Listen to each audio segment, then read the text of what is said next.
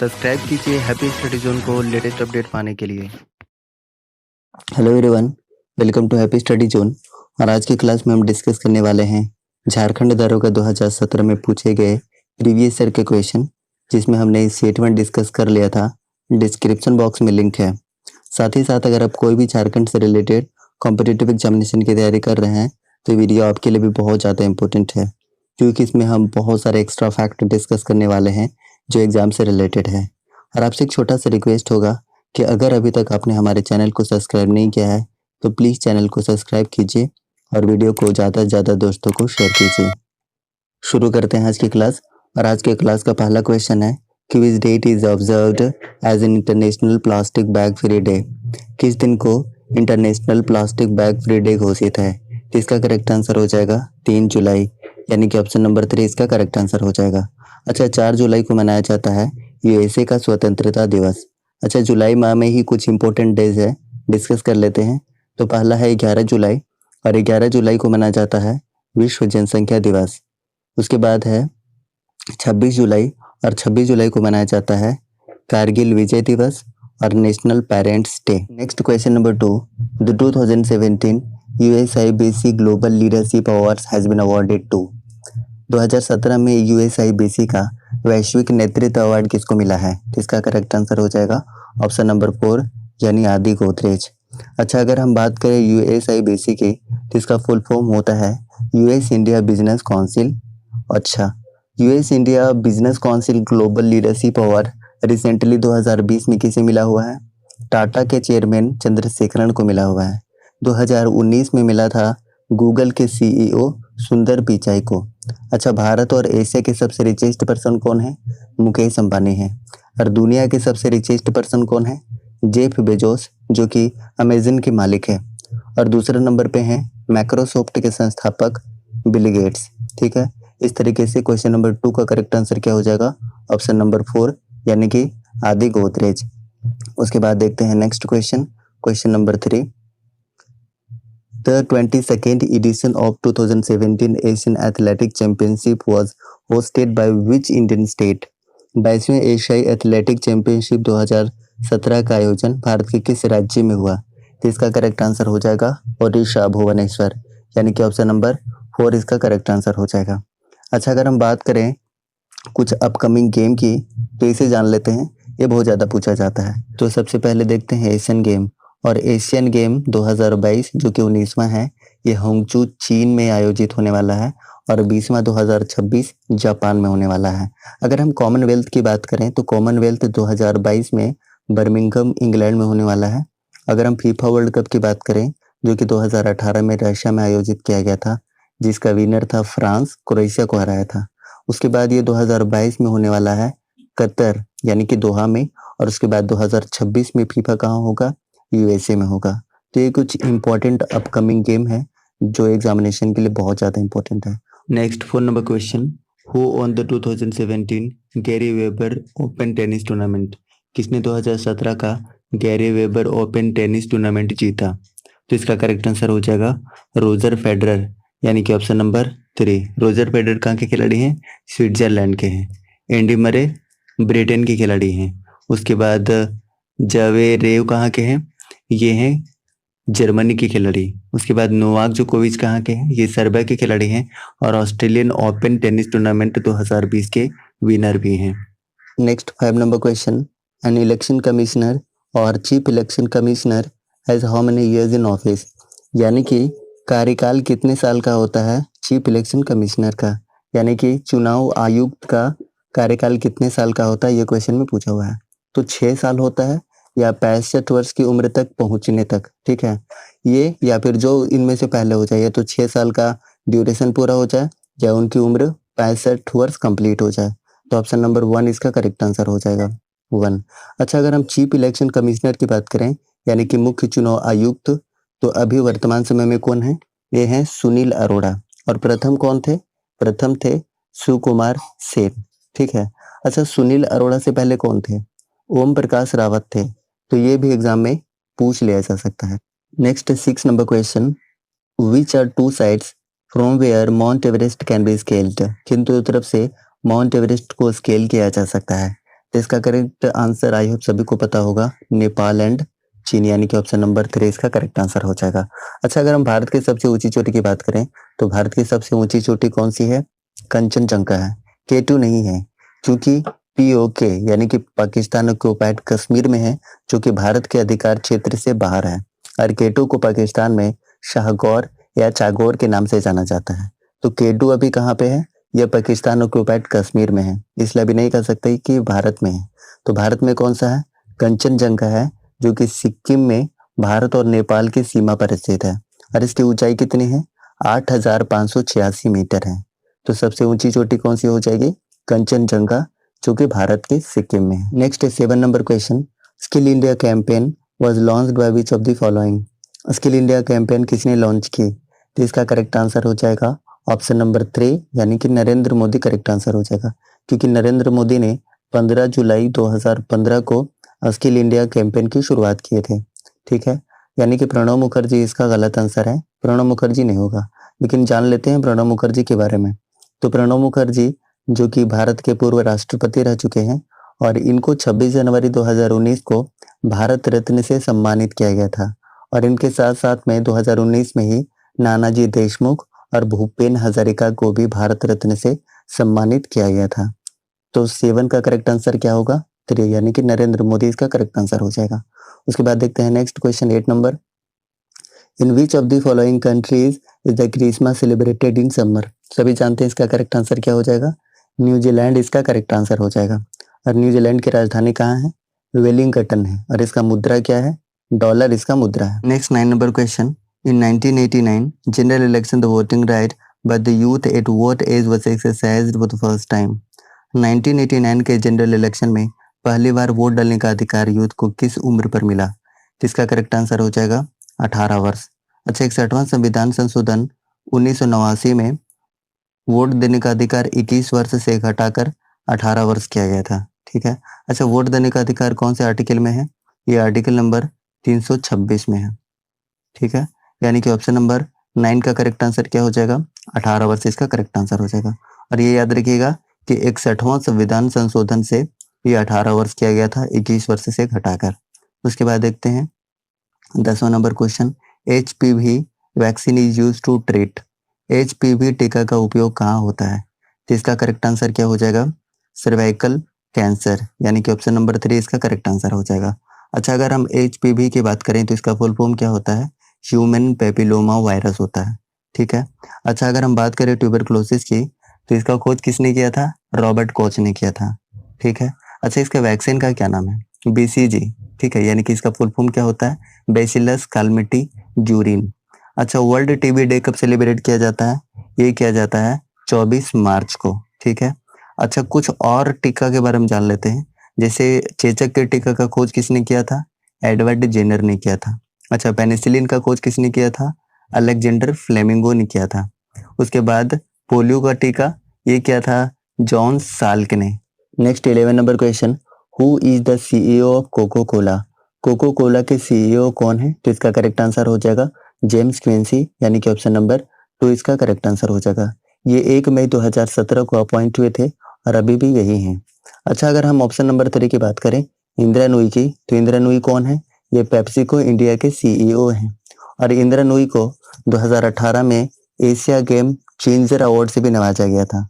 Next 12th number question, the famous Dilwara temples are situated in? प्रसिद्ध दिलवाड़ा मंदिर स्थित है, तो कहाँ पे स्थित है? सभी जानते हैं राजस्थान में स्थित है दिलवाड़ा का जैन मंदिर। Next 13 number question, in terms of growth value added what is India's economic growth rate in 2017 to 18 as per RBI financial report June 2017? भारतीय रिजर्व बैंक की वित्तीय स्थिरता रिपोर्ट जून 2017 के अनुसार सकल मूल वर्धित के संदर्भ में 2017 से 18 में भारत की आर्थिक वृद्धि दर क्या है? इसका करेक्ट आंसर हो जाएगा 7.3, यानी कि ऑप्शन नंबर 4 इसका करेक्ट आंसर हो जाएगा। अच्छा, ये करंट अफेयर का क्वेश्चन है और करंट अफेयर का क्वेश्चन बार बार बदलता रहता है, तो इस रेट को हम याद नहीं रखेंगे। ठीक है, इसके डेटा को हम लोग याद नहीं रखेंगे। उसके बाद अगर हम बात करें RBI की, तो RBI की स्थापना कब हुई थी? 1 अप्रैल 1935 को कोलकाता में हुई थी, लेकिन अभी मुख्यालय कहाँ पे है? मुंबई में है। अच्छा, RBI के फर्स्ट गवर्नर थे ऑसबॉर्न स्मिथ, लेकिन ये इंडियन नहीं थे। तो इंडियन कौन थे? फर्स्ट इंडियन जो गवर्नर थे उनका नाम था सी.डी. देशमुख। और अभी करंट में कौन है? ये हैं शक्तिकांत दास, जो कि 25वें नंबर के हैं। Next 40 number question, a new training programme commit for state government officials was launched by which union minister? राज्य सरकार के लिए एक नया ट्रेनिंग प्रोग्राम कमिट किस यूनियन मिनिस्टर ने लॉन्च किया? इसका करेक्ट आंसर हो जाएगा जितेंद्र सिंह, यानी कि ऑप्शन नंबर 3 करेक्ट आंसर हो जाएगा। और ये करंट अफेयर का क्वेश्चन है, तो इसका डेटा हमें याद नहीं रखना है। लेकिन पहला ऑप्शन है राजनाथ सिंह, और अभी ये वर्तमान समय में डिफेंस मिनिस्टर हैं, ठीक है। और इनका कंस्टिट्यूएंसी कहाँ पे है? लखनऊ, उत्तर प्रदेश। सुषमा स्वराज, जिनका 6 अगस्त 2019 को निधन हो गया। किरण रिजिजू, जो कि खेल मंत्री हैं वर्तमान समय में। Next 15 number question, the emergency Indian democracies darkest hour book is written by which of the following authors? निम्नलिखित में से the emergency Indian democracies darkest hour के लेखक कौन है? तो इसका करेक्ट आंसर क्या हो जाएगा? सूर्य प्रकाश इसका करेक्ट आंसर हो जाएगा, ऑप्शन नंबर 2। अच्छा, सूर्य प्रकाश कौन है? ये प्रसार भारती के प्रेजेंट टाइम में चेयरमैन है। अच्छा, अगर हम प्रसार भारती की बात करें तो इसके सीईओ कौन है? शशि शेखर वेम्पति हैं, ठीक है। तो इतने सारे फैक्ट्स को आपको याद रखना है। Next 16 number question, Germany has defeated which of the following countries in the 10th edition of FIFA confederation cup football 2017? FIFA championship के 10वें संस्करण 2017 में जर्मनी ने किस देश को हराया? तो इसका करेक्ट आंसर क्या हो जाएगा? चिल्ली इसका करेक्ट आंसर हो जाएगा, ऑप्शन नंबर 4। अच्छा, चिल्ली की राजधानी कहाँ है? सेंटियागो, मुद्रा है पेसो। अच्छा, जो 2018 में फीफा वर्ल्ड कप हुआ था उसका विनर कौन था? उसका विनर था फ्रांस, जो कि क्रोएशिया को हराया था। और फीफा का प्रथम आयोजन कब किया गया था? 1930 में। अच्छा, सबसे ज्यादा बार फीफा किसने जीता? फीफा वर्ल्ड कप ब्राजील ने जीता हुआ है। अच्छा, फीफा रैंकिंग में इंडिया का क्या रैंकिंग है? 108 रैंकिंग है, यानी कि 108वां रैंकिंग है इंडिया का, और सबसे टॉप पर है बेल्जियम। तो फीफा के बारे में इतने सारे फैक्ट आपको याद रखना है। Next 17 number question, which of the following is the first organic state of India? निम्न में से भारत का प्रथम ऑर्गेनिक राज्य कौन सा है? तो इसका करेक्ट आंसर सभी जानते हैं, सिक्किम इसका करेक्ट आंसर हो जाएगा, जिसकी राजधानी कहाँ है? गंगटोक। अच्छा, सिक्किम में एक नेशनल पार्क है, कंचनजंगा नेशनल पार्क। और सबसे ऊंची चोटी भी कौन सी है? कंचनजंगा है, केटू नहीं है, क्योंकि केटू कहाँ पर है? पीओके, यानी कि पाकिस्तान ऑक्युपाइड कश्मीर में है, पाकिस्तान के अधिकार क्षेत्र में आता है। अभी ये भारत के अधिकार क्षेत्र में नहीं है, इसलिए हम केटू को भारत का उच्च चोटी नहीं बोलेंगे, बल्कि कंचनजंगा को बोलेंगे, ठीक है। Next 18 number question, who invented barometer? तो बैरोमीटर किसने आविष्कार किया था? बैरोमीटर बनाया था टोरिसेल्ली ने बनाया था, यानी कि ऑप्शन नंबर 3 करेक्ट आंसर हो जाएगा। Next 20 number question, which of the following archery players received Padma Shri award in 2016? निम्नलिखित में से कौन सा तीरंदाजी खिलाड़ी को 2016 में पद्मश्री पुरस्कार मिला था? तो करेक्ट आंसर क्या हो जाएगा? दीपिका कुमारी इसका करेक्ट आंसर हो जाएगा, जो कि रांची की रहने वाली है, यानी कि ऑप्शन नंबर 3। अच्छा, पद्मश्री पुरस्कार भारत का चौथा सर्वोच्च पुरस्कार है, ठीक है। पहला कौन सा है? भारत रत्न, दूसरा है पद्म विभूषण, तीसरा है पद्म भूषण। अच्छा, 2020 में झारखंड के किन किन लोगों को मिला था? तो पहला मिला था छौ नृत्य कलाकार हैं गुरु शशधर आचार्य, और दूसरा नंबर पे एक नागपुरी सिंगर है मधु मंसूरी हंसमुख। तो ये दोनों को मिला था 2020 में। अच्छा, 2019 में भी मिला हुआ है, श्यामा प्रसाद मुखर्जी को मिला हुआ है, जो कि एक डॉक्टर हैं। उसके बाद जमुना टुडू को मिला है, और ब्लू इमाम को मिला हुआ है। Next 21 number question, the most ideal region for the cultivation of cotton in India is? Bharat में कपास की खेती के लिए सबसे आदर्श क्षेत्र क्या है?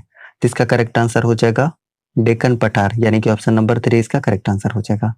ब्रह्मपुत्र वैली असम में है, और असम में ही दुनिया का सबसे बड़ा नदी द्वीप है माजुली नदी द्वीप।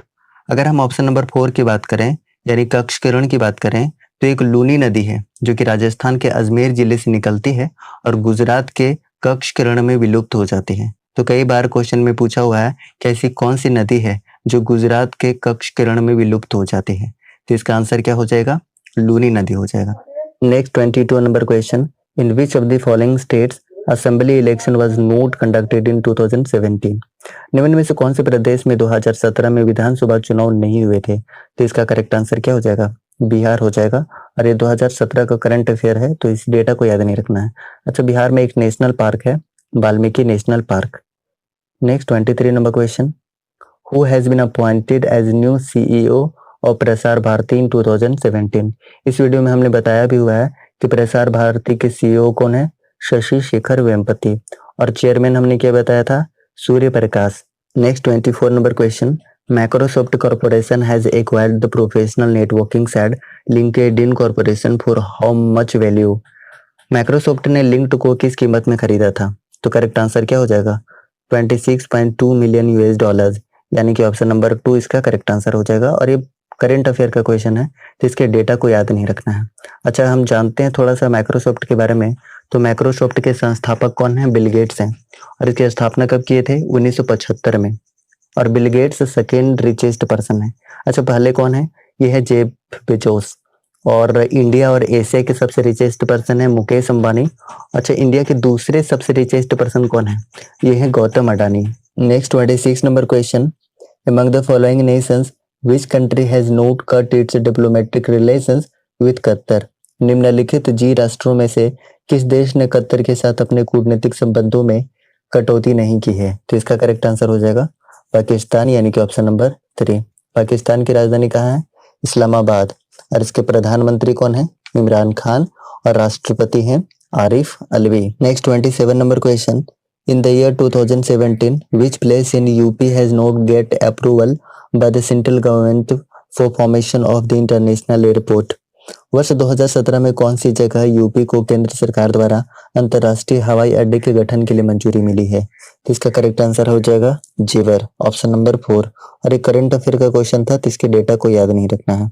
अच्छा, यूपी के चीफ मिनिस्टर कौन है, कमेंट बॉक्स में आप बताइए। Next 28 number question, mandamus is a writ issued by which of the following bodies for compelling a quasi judicial public authority to perform its mandatory duty?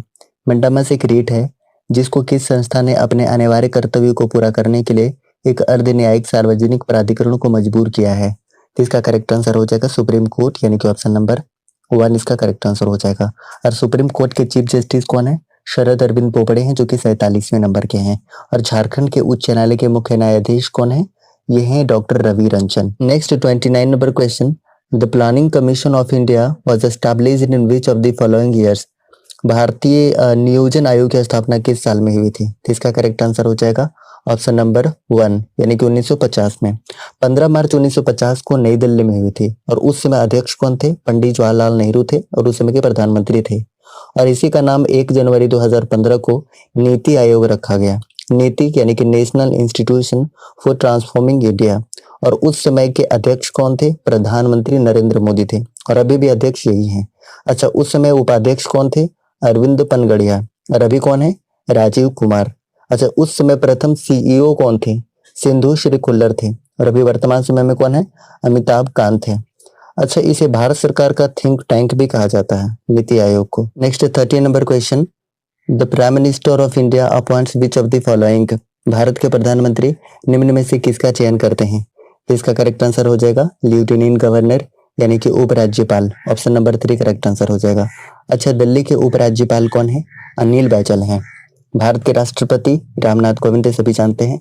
और chief justice of India कौन है, शरद अरविंद बोबड़े हैं, 47वें number के। अच्छा, झारखंड उच्च न्यायालय के मुख्य न्यायाधीश कौन है, ये डॉक्टर रवि रंजन है। अब यहाँ से साइंस का क्वेश्चन शुरू हो जाता है, और पहला क्वेश्चन है, an instrument used for measuring the density of milk is? दूध की घनत्व को मापने के लिए उपकरण का उपयोग किया जाता है। तो किस उपकरण का उपयोग किया जाता है, लैक्टोमीटर का, यानी कि ऑप्शन नंबर 1 करेक्ट आंसर हो जाएगा। हाइड्रोमीटर से द्रव का अपेक्षित घनत्व, और एक हाइग्रोमीटर है, उसे क्या मापा जाता है, वायुमंडलीय आर्द्रता। और बैरोमीटर से वायुमंडलीय दाब। और सीस्मोमीटर से क्या मापा जाता है, भूकंपीय तरंगों की तीव्रता मापा जाता है। अच्छा, बैरोमीटर के आविष्कारकर्ता का नाम टोरिसेली है। तो इतने सारे फैक्ट्स बनते हैं क्वेश्चन नंबर 1 से।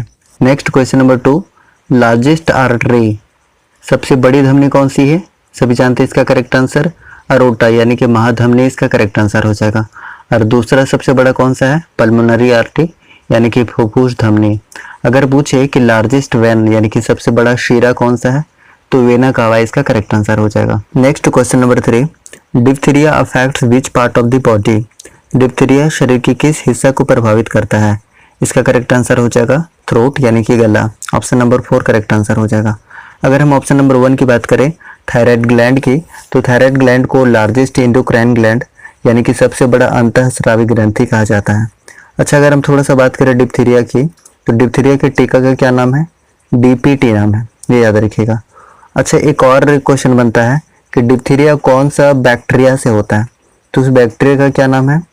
क्राइनीबैक्टीरियम डिप्थीरिया नाम है, ठीक है। Next 4 number question, when milk turns सार इट्स पीएच लेवल इज, जब दूध खट्टा हो जाता है तो उसका पीएच स्तर होता है, तो इसका करेक्ट आंसर क्या हो जाएगा? 3 करेक्ट आंसर हो जाएगा, 6 से कम, क्योंकि 7 से जो कम होता है उसका नेचर एसिडिक हो जाता है, यानी कि वो खट्टा हो जाता है, ठीक है। 7 हमेशा क्या होता है?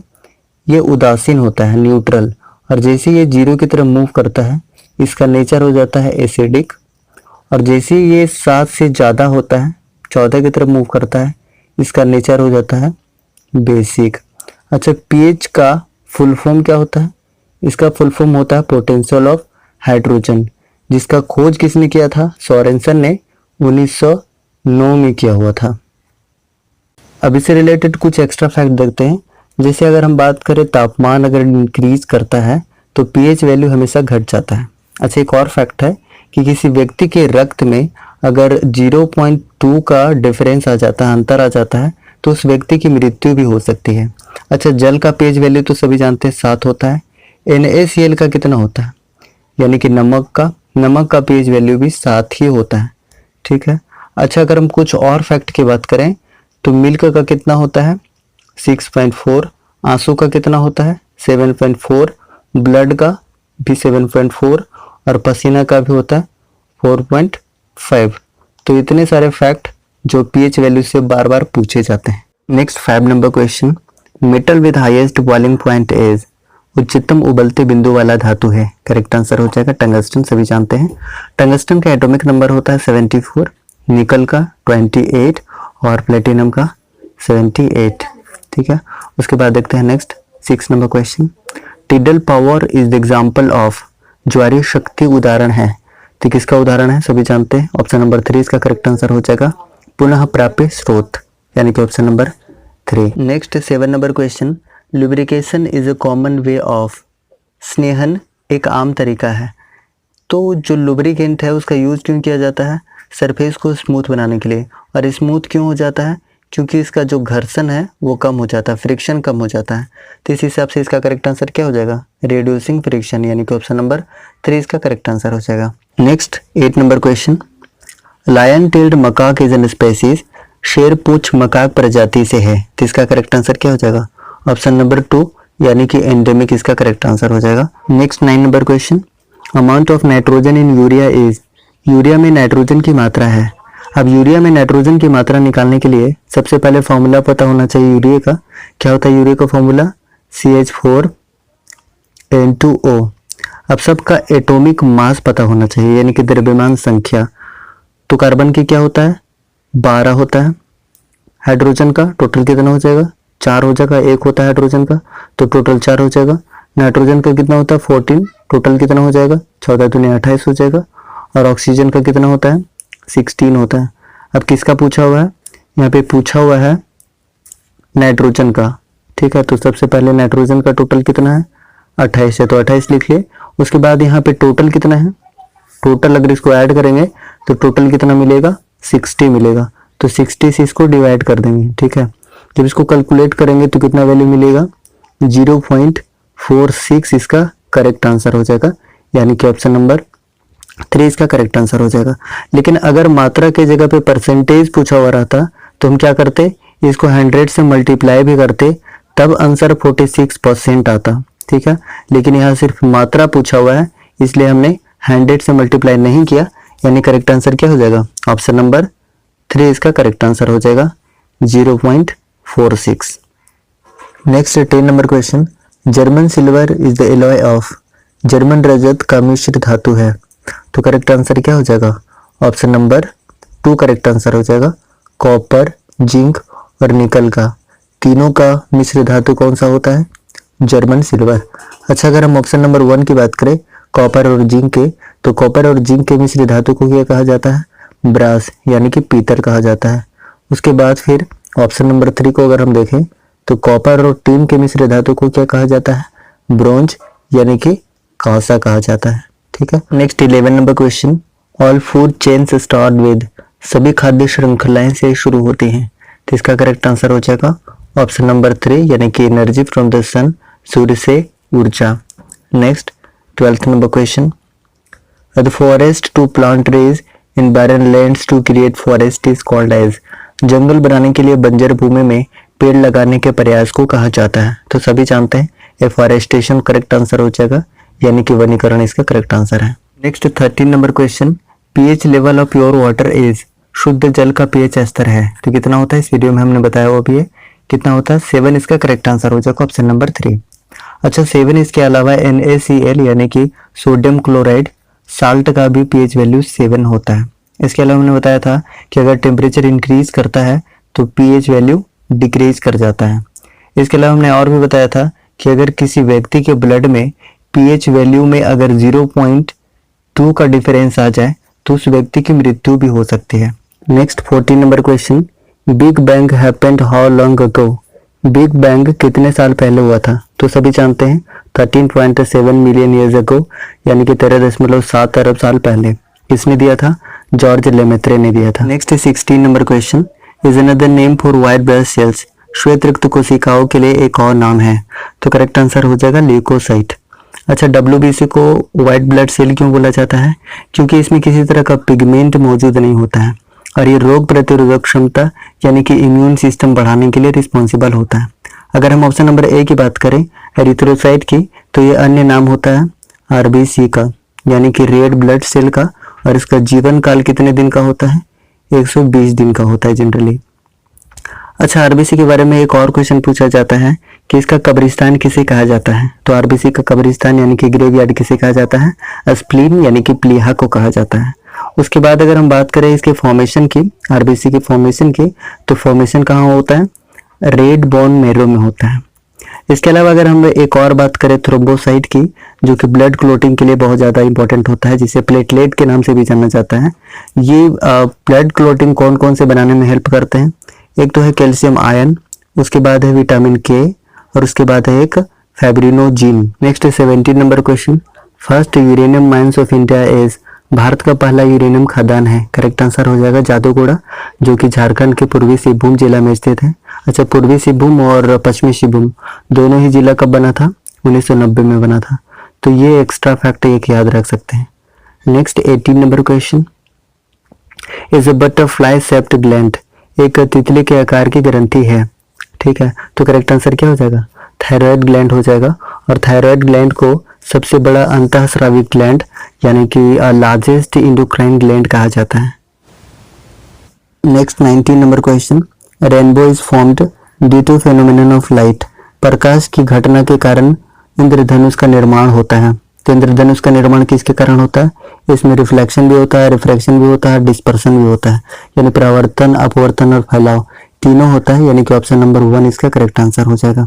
Next 20 number question, in apparatus for generation of atomic energy is, ऊर्जा पैदा करने के लिए एक उपकरण है, तो इसका करेक्ट आंसर हो जाएगा रिएक्टर, यानी कि ऑप्शन नंबर 3। अच्छा अगर हम परमाणु की बात करें तो परमाणु से रिलेटेड एक फैक्ट जान लेते हैं, परमाणु बम के आविष्कारक का क्या नाम है, इनका नाम है ओपेनहाइमर। ये किस सिद्धांत पे काम करता है परमाणु बम, ये नाभिकीय विखंडन अभिक्रिया पर आधारित है, ठीक है। इस तरीके से हम लोगों ने कंप्लीट कर लिया है 20 क्वेश्चन साइंस का। झारखंड का क्वेश्चन शुरू हो जाता है और पहला क्वेश्चन है, out of the 6 chief minister of Jharkhand since it's creation in 2000 how many of them were from Bharatiya Janata party.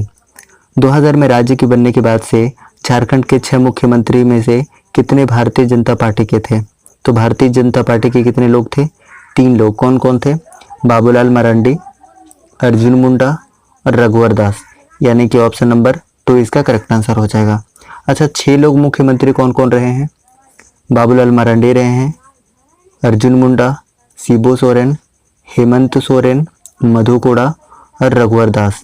रघुवर दास ने पूरे 5 साल का कार्यकाल पूरा किया था।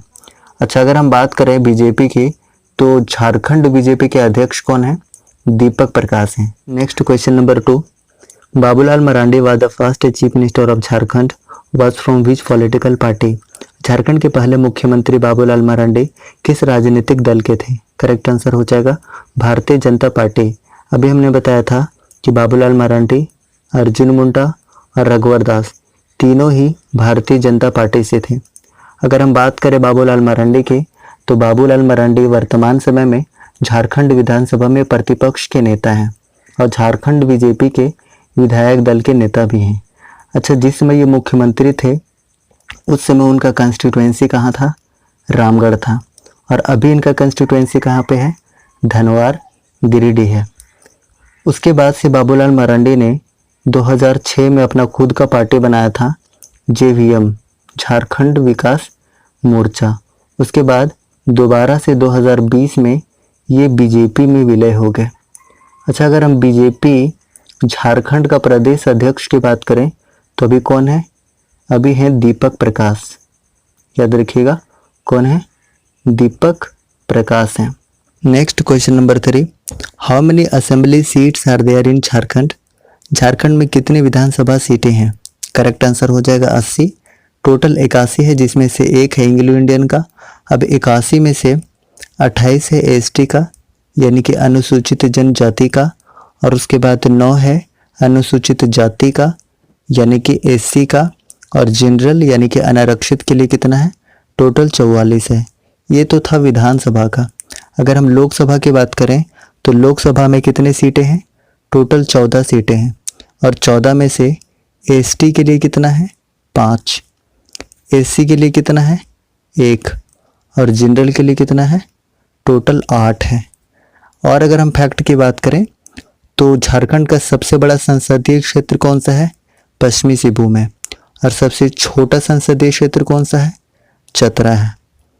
तो इस क्वेश्चन से इतने सारे फैक्ट बन जाते हैं। Next question number 4, out of the following political party which one has never ever come in power in the state of Jharkhand? निम्नलिखित राजनीतिक दलों में से कौन सा दल जो कभी झारखंड राज्य सत्ता में नहीं आया? इसका करेक्ट आंसर हो जाएगा कांग्रेस। इसका करेक्ट आंसर हो जाएगा। हालांकि अभी जो प्रेजेंट में सरकार चल रही है वो जेएमएम की, आरजेडी की और कांग्रेस की गठबंधन की सरकार है। अच्छा, अगर हम बात करें झारखंड में कांग्रेस पार्टी के प्रदेश अध्यक्ष की तो कौन है? रामेश्वर उरांव है। ठीक है। Next question number 5, who is the current chief secretary government of Jharkhand 2017? Jharkhand के वर्तमान मुख्य सचिव कौन है? तो 2017 के अनुसार इसका करेक्ट आंसर क्या हो जाएगा? श्रीमती राजबाला वर्मा, यानी ऑप्शन नंबर 1 करेक्ट आंसर हो जाएगा। अभी वर्तमान समय में मुख्य सचिव कौन है? ये है सुखदेव सिंह। और हाल फिलहाल में एक और अपॉइंट किए गए हैं मुख्यमंत्री के प्रधान सचिव राजीव एक्का। ये दोनों ही हाल फिलहाल में अपॉइंट हुए हैं। सुखदेव सिंह से पहले कौन थे मुख्य सचिव? उससे पहले थे डीके तिवारी। ठीक है। नेक्स्ट 7 नंबर क्वेश्चन, झारखंड के गवर्नर द्रौपदी मुर्मू ने घोषणा की है कि वह रांची के निम्नलिखित अस्पताल द्वारा आयोजित दृष्टि कार्यक्रम में अपनी आंखों को इनमें से किस अस्पताल में दान करेंगी? तो इसका करेक्ट आंसर क्या हो जाएगा? कश्यप मेमोरियल आई हॉस्पिटल, यानी ऑप्शन नंबर 4 करेक्ट आंसर हो जाएगा। अगर हम बात करें द्रौपदी मुर्मू की तो अभी ये वर्तमान समय में झारखंड के गवर्नर हैं और ये प्रथम महिला गवर्नर भी है झारखंड की। ठीक है। Next 8 number question, in which year was the president rule implemented in the Jharkhand for the first time? Jharkhand में पहली बार राष्ट्रपति शासन किस वर्ष में लागू हुआ था? तो इसका करेक्ट आंसर हो जाएगा जनवरी 2009, यानी कि ऑप्शन नंबर 1 इसका करेक्ट आंसर हो जाएगा। झारखंड में 3 बार राष्ट्रपति शासन लग चुका है। कब कब लगा है? पहला लगा है 19 जनवरी 2009 को, उसके बाद लगा है 1 जून 2010 को, और उसके बाद लगा है 18 जनवरी 2013 को। अच्छा, राष्ट्रपति शासन किस अनुच्छेद के तहत लगता है? यह अनुच्छेद 356 के तहत लगता है। Next 9 number question, Koderma Hazaribagh industrial area is famous for the mining of? Koderma Hazaribagh औद्योगिक क्षेत्र किस खनन के लिए प्रसिद्ध है? सभी जानते हैं, माइका यानी कि अभ्रक के लिए। ऑप्शन नंबर 3 करेक्ट आंसर हो जाएगा। अच्छा, एल्युमिनियम के लिए कौन सा जगह प्रसिद्ध है? ये मूरी, जो कि रांची में है। तांबा के लिए कौन सा जगह प्रसिद्ध है? घाटशिला, जो कि पूर्वी सिंहभूम में है। उसके बाद आयरन के लिए नोवा मुंडी का खान, जो कि पश्चिमी सिंहभूम में है। Next question number 10, Damodar valley corporation was established in the year? Damodar घाटी निगम को किस वर्ष में स्थापित किया गया था? तो करेक्ट आंसर हो जाएगा 7 जुलाई 1948 को, यानी ऑप्शन नंबर इसका 4 करेक्ट आंसर हो जाएगा। अच्छा, अगर हम डीवीसी की बात करें तो ये किस नदी घाटी परियोजना पर आधारित था? तो अमेरिका का टेनेसी नदी घाटी परियोजना पर आधारित था। संयुक्त परियोजना था पश्चिम बंगाल और झारखंड का। अच्छा, एक और फैक्ट है कि इस पर 8 बड़े बांध हैं, 1 अवरोध बांध है और 6 जल विद्युत गृह है और 3 तापीय विद्युत गृह है। तो एक एक करके जानते हैं। 8 बड़ा बांध कौन कौन सा है? तिलैया, मैथन, बाल पहाड़ी, पंचेत, अय्यर, बेरमो, बोकारो, कुनार। और एक अवरोध बांध कौन सा है? दुर्गापुर अवरोध बांध। और 6 जल तापीय विद्युत गृह कौन कौन सा है? तिलैया, मैथन, बाल पहाड़ी, पंचेत, बेरमो और कुनार। अच्छा, 3 तापीय विद्युत गृह कौन कौन सा है? बोकारो, चंद्रपुरा और दुर्गापुर। तो इतने सारे फैक्ट बन जाते हैं डीवीसी से। सारे के सारे इंपॉर्टेंट है और बहुत सारे एग्जाम में डायरेक्टली क्वेश्चन आए हुए हैं। Next question number 11, how many district industry centres are present in Jharkhand? Jharkhand में कितने जिला उद्योग केंद्र हैं? तो इसका करेक्ट आंसर हो जाएगा 12, यानी कि ऑप्शन नंबर 4 इसका करेक्ट आंसर हो जाएगा। 12 कौन कौन से हैं? रांची, धनबाद, चाईबासा, दुमका, गोड्डा, साहिबगंज, देवघर, हजारीबाग, गुमला, पलामू, लोहरदगा और गिरिडीह। टोटल 12 जिला उद्योग केंद्र हैं। Next 13 number question, when was the first iron and steel industry was established eight Jamshedpur?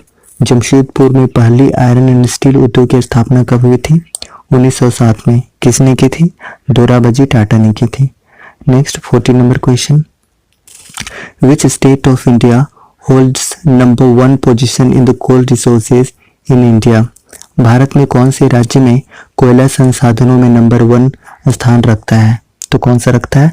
इसका करेक्ट आंसर हो जाएगा झारखंड, यानी कि ऑप्शन नंबर 1 इसका करेक्ट आंसर हो जाएगा। 15 number question, the area of Adityapur industrial area development authority Jamshedpur is confined to which of the following commissioner? Adityapur औद्योगिक क्षेत्र विकास प्राधिकरण जमशेदपुर का क्षेत्र निम्नलिखित कंपायर से किस क्षेत्र तक सीमित है? तो करेक्ट आंसर हो जाएगा कोल्हान कमिश्नर, यानी कि ऑप्शन नंबर 1 इसका करेक्ट आंसर हो जाएगा। अगर हम बात करें टोटल कमिश्नरी के, यानी कि टोटल प्रमंडल कितने हैं? टोटल 5 प्रमंडल हैं। कौन कौन से हैं? उत्तरी छोटा नागपुर, दक्षिणी छोटा नागपुर, संथाल परगना, पलामू और लास्ट में एक नया है कोल्हान प्रमंडल। तो टोटल 5 प्रमंडल हैं। Next 16 number question, which of the following central minister announced separate DD news channel 24/7 इन झारखंड? निम्न में से केंद्रीय मंत्री ने झारखंड में अलग डीडी न्यूज चैनल 24/7 की घोषणा की है? तो करेक्ट आंसर हो जाएगा एम वेंकैया नायडू, यानी कि ऑप्शन नंबर 1 करेक्ट आंसर हो जाएगा। और उस समय का ये करंट अफेयर था, तो इस फैक्ट को याद नहीं रखेंगे। और अगर हम बात करें एम वेंकैया नायडू की, तभी ये वर्तमान समय में हमारे भारत के उपराष्ट्रपति हैं। Next 17 number question, which state government has recently announced to give pension to JP operatives? हाल में किस राज्य की सरकार ने जेपी आंदोलनकारियों को पेंशन देने की घोषणा की है? तो करेक्ट आंसर हो जाएगा झारखंड, यानी कि ऑप्शन नंबर 3 इसका करेक्ट आंसर हो जाएगा। Next question number 18, in which place the sun temple is situated in the Jharkhand state? Jharkhand राज्य में किस स्थान पर सूर्य मंदिर स्थित है? तो इसका करेक्ट आंसर हो जाएगा बुंडू, जो कि रांची में है। अच्छा, रांची में और कौन कौन सा मंदिर है? देवड़ी मंदिर, पहाड़ी मंदिर, जगन्नाथ मंदिर, मदन मोहन मंदिर, सती मंदिर और एक सूर्य मंदिर। अच्छा, अगर हम ऑप्शन नंबर डी की बात करें नेतरहाट की, तो नेतरहाट कहाँ पे है? लातेहार में है। और लातेहार को पहाड़ियों की मल्लिका बोला जाता है। सबसे अधिक वर्षा भी कहाँ होती है? नेतरहाट में। और सबसे अधिक ठंड भी कहाँ पड़ती है? नेतरहाट में ही। उसके बाद नेक्स्ट देखते हैं 19 number question, what rocks are called metallic reserves in Jharkhand? किन चट्टानों को धात्विक खनिज का भंडार कहा जाता है? तो करेक्ट आंसर हो जाएगा धारवाड़ यूगिन, यानी कि ऑप्शन नंबर 3 इसका करेक्ट आंसर हो जाएगा। Next 20 number question, when was Bokaro steel plant established? Bokaro steel plant कब स्थापित किया गया था? तो इसका करेक्ट आंसर हो जाएगा 1964, यानी ऑप्शन नंबर 1 इसका करेक्ट आंसर हो जाएगा। अगर पूछे कि बोकारो स्टील प्लांट की स्थापना किस देश की सहायता से हुई थी, तो इसका करेक्ट आंसर हो जाएगा सोवियत संघ, यानी कि रूस की सहायता से। अच्छा, अगर हम बात करें एल्यूमिनियम उद्योग मुरी की, तो इसकी स्थापना कब हुई थी? 1938 में। अगर हम बात करें सिंदरी उर्वरक उद्योग की, तो इसकी स्थापना कब हुई थी? 1951 में। ये दारोगा में आया हुआ क्वेश्चन है। Next 21 number question, dalma wild life sanctuary is spread around how much area? Dalma वन्यजीव अभ्यारण्य कितना क्षेत्र में फैला हुआ है? तो इसका करेक्ट आंसर हो जाएगा 195 किलोमीटर स्क्वायर, यानी कि ऑप्शन नंबर 4 इसका करेक्ट आंसर हो जाएगा। दालमा वन्यजीव अभ्यारण्य किस जिले में है? धनबाद में है। ये दालमा वन्यजीव अभ्यारण्य कब स्थापित किया गया था? 1976 में। अच्छा, धनबाद जिला कब बना था? 1956 में बना था। Next 22 number question, which river falls from the Hundru falls? Hundru falls से कौन सी नदी गिरती है? तो करेक्ट आंसर हो जाएगा स्वर्ण रेखा नदी। ठीक है, ये हुंड्रो फॉल्स यानी कि हुंड्रो जलप्रपात किस जिले में स्थित है? ये रांची में है। और सबसे बड़ा जलप्रपात कौन सा है? बूढ़ा घाघ जलप्रपात है, जो कि लातेहार में है, बूढ़ा घाघ नदी पर है। अगर हम स्वर्ण रेखा नदी की बात करें, तो इसका उद्गम कहाँ से है? रांची के नगड़ी गांव से, और मुहाना है बंगाल की खाड़ी। अच्छा, स्वर्ण रेखा नदी पर ही 2 डैम है, चांडिल डैम और गालूडी डैम।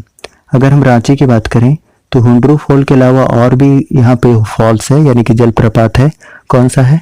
दशम जलप्रपात और गौतम धारा जलप्रपात है। Next 23 number question, Bokaro was established in 1991 by carving out which districts of Jharkhand? 1991 में बोकारो की स्थापना झारखंड के किस जिलों में की गई थी? तो इसका करेक्ट आंसर हो जाएगा धनबाद और गिरिडीह जिला, यानी कि ऑप्शन नंबर 2 इसका करेक्ट आंसर हो जाएगा। अगर हम गिरिडीह की बात करें, तो गिरिडीह जिला कब बना था? 1972 में। रांची जिला कब बना था? 1899 में। और धनबाद कब बना था? अभी हमने बताया था 1956 में।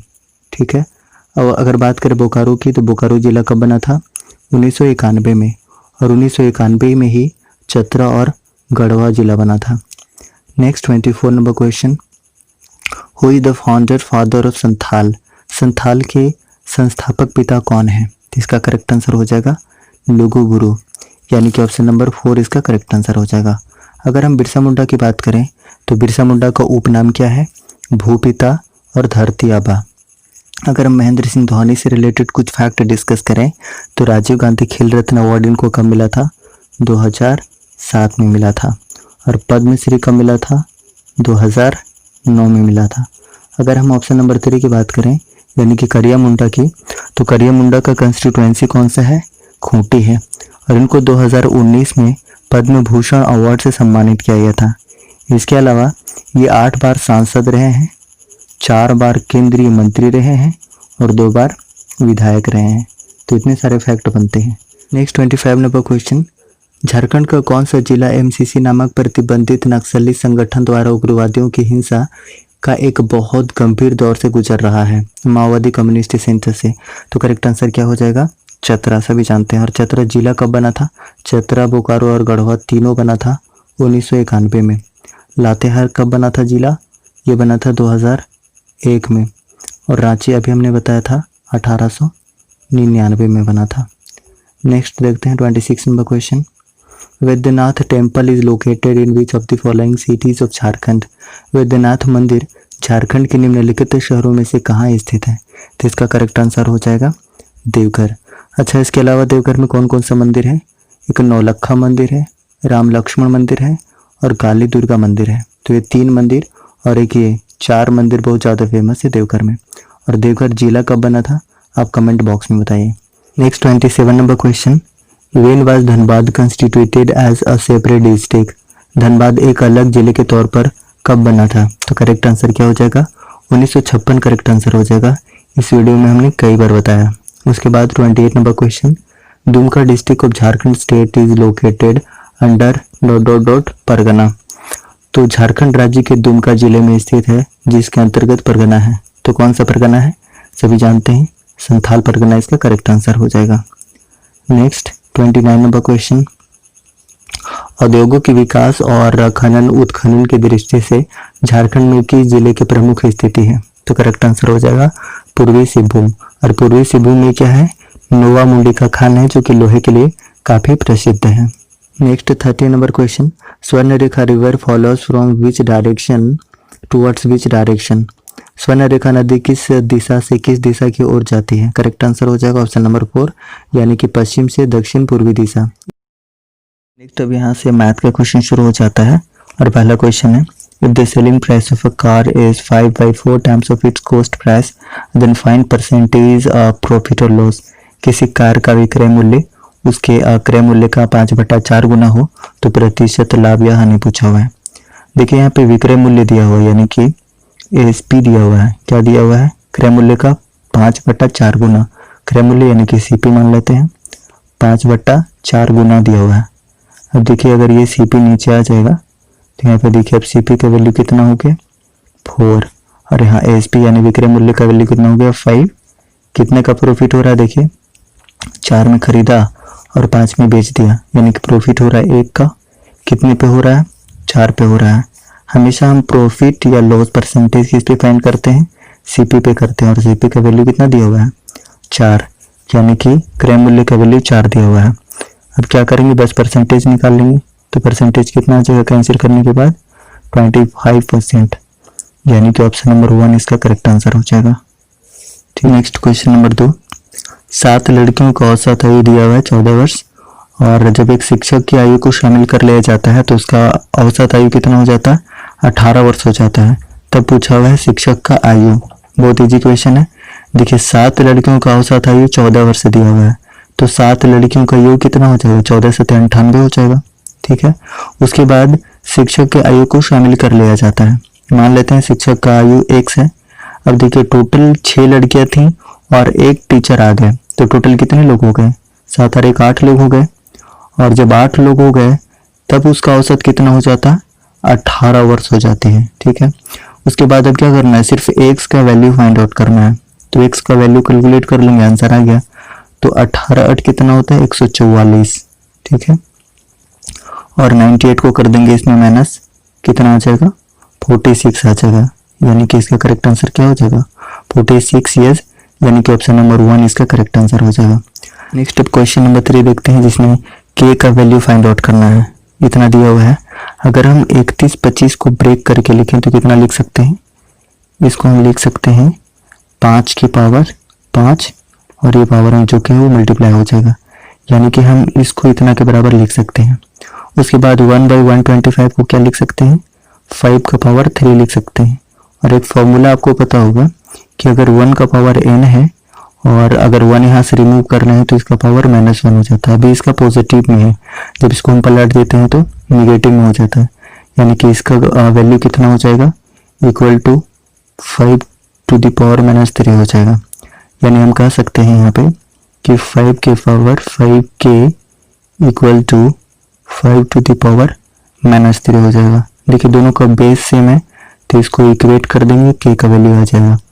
तो जब 5k इक्वल टू -3 लिखेंगे तो k का वैल्यू कितना हो जा रहा है?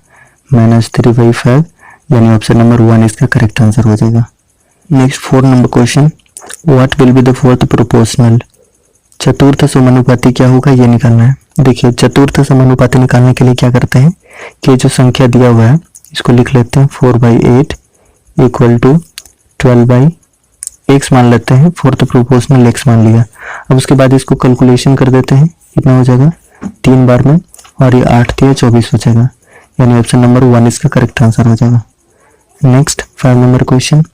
अब देखिए 5 नंबर क्वेश्चन में क्या है, x y के डायरेक्टली प्रोपोर्शनल है, यानी कि समानुपाती है। x का वैल्यू 3 दिया हुआ है, y का वैल्यू 6 दिया हुआ है। अगर y का वैल्यू 12 होगा तब x का वैल्यू क्या होगा? तो देखिए y का वैल्यू यहाँ पे कितना दिया हुआ है? 6 दिया हुआ है। 6 से अगर ये 12 हो जाता है तो कितना गुना है? 2 गुना है। तो x का वैल्यू भी कितना हो जाएगा? 2 गुना हो जाएगा। तो 3 का 2 गुना कितना हो जाएगा? 6 इसका करेक्ट आंसर हो जाएगा 6, यानी कि ऑप्शन नंबर 1 इसका करेक्ट आंसर हो जाएगा। नेक्स्ट क्वेश्चन नंबर 6, ये पार्टनरशिप का क्वेश्चन है। राज और आदित्य ने कर्मी से 24,000 रुपये और 52,000 रुपये का निवेश किया। 4 वर्ष के अंत में उन्हें 38,000 रुपये को लाभांश मिला। राज का हिस्सा कितना होगा लाभांश में से, वो फाइंड आउट करना है। देखिए राज का और आदित्य का दोनों का हम प्रॉफिट रेशियो पहले निकाल लेते हैं। तो 24,000 और 52,000 दोनों अलग अलग राशि क्या करता है? 4 साल के लिए निवेश करता है। तो चलिए इसका प्रॉफिट का रेशियो निकालते हैं। तो 24,000 कितने साल के लिए, 4 साल के लिए, तो 4 से मल्टीप्लाई हो जाएगा। और उसके बाद ये 52,000 रुपये कितने साल के लिए, ये भी 4 साल के लिए। अब देखिए 4 से 4 कैंसिल, 3 जीरो से 3 जीरो कैंसिल, अगर इसको हम 4 से कैंसिल करें तो 6 बार में और ये 13 बार में, तो दोनों का रेशियो कितना आ गया, 6:13 आ गया। ठीक है, ये राज का है और ये आदित्य का है। निकालना किसका है, राज का निकालना है, यानी कि 6 बाई टोटल 19 हो जाएगा। ठीक है, 6 बाई 19 हो जाएगा। टोटल लाभांश कितना दिया हुआ है, 38। बस कैलकुलेट कर लेंगे, 38,000 रुपये कितना बार में जाएगा, ये 2 बार में चला जाएगा। कितना जीरो होगा, 3 जीरो, यानी कि 12,000 रुपये इसका करेक्ट आंसर हो जाएगा, option number 1। Next 7 number question. इसमें क्या दिया हुआ है कि साधारण ब्याज का वार्षिक दर यानी कि रेट दिया हुआ है जो कि 6% से 17/2% हो जाने पर किसी व्यक्ति की वार्षिक आय कितना बढ़ जाता है, 850 बढ़ जाती है। ठीक है, तो उनकी वार्षिक आय क्या होगी ये निकालना है। ये भी बहुत इजी क्वेश्चन है। देखिए कितना का अंतर हो जा रहा है, 17/2 का मतलब कितना हो गया, 8.5, और 8.5 में से 6% माइनस होगा तो कितना हो जाएगा, 2.5% है ना, 2.5 हो जाएगा। और इसी का वैल्यू कितना दिया हुआ है, 850 दिया हुआ है। बस 100% का वैल्यू निकाल लेंगे, आंसर आ जाएगा। तो 100% का वैल्यू निकालने के लिए क्या करेंगे, इंटू यहाँ 100 हो जाएगा और 2.5 हो जाएगा।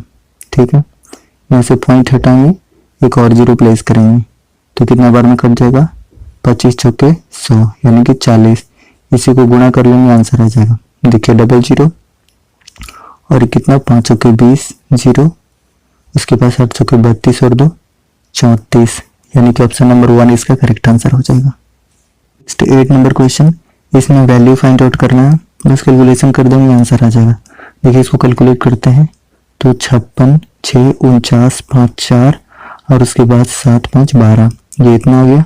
उसके बाद देखिए ये माइनस कर लेते हैं। ठीक है, कितना हो जाएगा, 25, 5, 35 और 2 37 है ना। इसको माइनस करेंगे तो कितना हो जाएगा, माइनस करने के बाद हो जाएगा 1, 7 और ये 8, यानी कि 871 हो गया। अब इसको भी कैलकुलेट कर लेते हैं, ये कितना हो जाएगा, 13 को 6 से मल्टीप्लाई करेंगे 78, 78 का 8 और 13, 7, 20, यानी 20.8 हो गया। इसको क्या करेंगे, इसको ऐड कर देंगे 871 में, 871 में ऐड कर देते हैं 20.8 को। ऐड करने के बाद कितना आ जा रहा है, देखिए 8, 1, 9, 8, यानी ऑप्शन नंबर 1 इसका करेक्ट आंसर हो जाएगा। नेक्स्ट देखते हैं 9 नंबर क्वेश्चन। क्या है, अभिमन्यु किसी कार्य को अकेला 8 दिन में समाप्त कर सकता है, रजनीश उसी कार्य को 12 दिन में समाप्त कर सकता है। यदि दोनों ने एक साथ मिलकर कार्य करना शुरू किया तो कार्य कितने दिन में समाप्त हो जाएगा। बहुत इजी क्वेश्चन है। देखिए अभिमन्यु कितने दिन में करता है, 8 दिन में, और उसी कार्य को और कौन करता है, रजनीश करता है। रजनीश कितने दिन में करता है, 12 दिन में। दोनों का एलसीएम कितना हो जाएगा, 24 हो जाएगा। ये तो कितना दिन में करता है वो दिया हुआ है, कैपेसिटी निकाल लेते हैं तो कैपेसिटी कितना निकल जाएगा, 8 3 24। इसका ए का कैपेसिटी 3 आ गया और 12 का कैपेसिटी 2 आ गया, 12 दूनी 24, 2 आ गया। अब हमारे पास टोटल वर्क कितना है, टोटल वर्क 24 है और यहाँ पे कैपेसिटी टोटल मिला के कितना हो जाएगा, 5 हो जाएगा, यानी कि 24/5 इसका करेक्ट आंसर हो जाएगा। ऑप्शन नंबर 1 इसका करेक्ट आंसर हो जाएगा। Next 3 number question. क्या दिया हुआ है, सूरज किसी काम को अकेले 6 दिनों में समाप्त कर सकता है। उसने उस कार्य को 3 दिनों तक किया और शेष कार्य राजू ने 14 दिन में समाप्त किया। राजू इस कार्य को अकेले कितने दिनों में समाप्त कर सकता था। अब देखिए ये भी बहुत इजी क्वेश्चन है। अगर हम राजू का कार्य निकालने कितना हो जाएगा, 1/6 हो जाएगा, और ये कितना करता है, 3 दिन तक करता है, यानी कि 1/2 कार्य कौन कर दिया, राजू कर दिया। अब शेष कार्य को राजू कितना दिन में कर रहा है, 14 दिन में, और हमारे पास शेष काम कितना बचा, एक तो राजू कर दिया 1/2, एक में 1/2 राजू कर दिया, तो क्या बचा, 1/2 बचा हुआ है।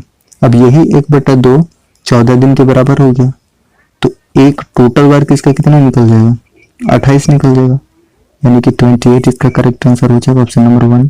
ठीक है, बहुत ईजी क्वेश्चन है। पहले हमने क्या किया कि सूरज का हमने निकाल लिया कैपेसिटी, तो 1/6 हो गया। ये 3 दिन तक करता है। ठीक है, यानी कि इसने काम कितना किया, 1/2 किया। ठीक है, टोटल अगर हम कार्य को 1 मानते हैं और 1/2 इसने कर दिया, तो शेष काम अब कितना है, शेष काम अब 2 है। तो सिर्फ आधे काम को ये कितना दिन में कर रहा है, 14 दिन में कर रहा है। तो पूछ रहा है कि अकेले पूरा काम को, यानी कि एक टोटल काम को करने में कितना लेगा, तो ये 2 इधर मल्टीप्लाई हो जाएगा, यानी कि 28 हो जाएगा। ऑप्शन नंबर 1 इसका करेक्ट आंसर है।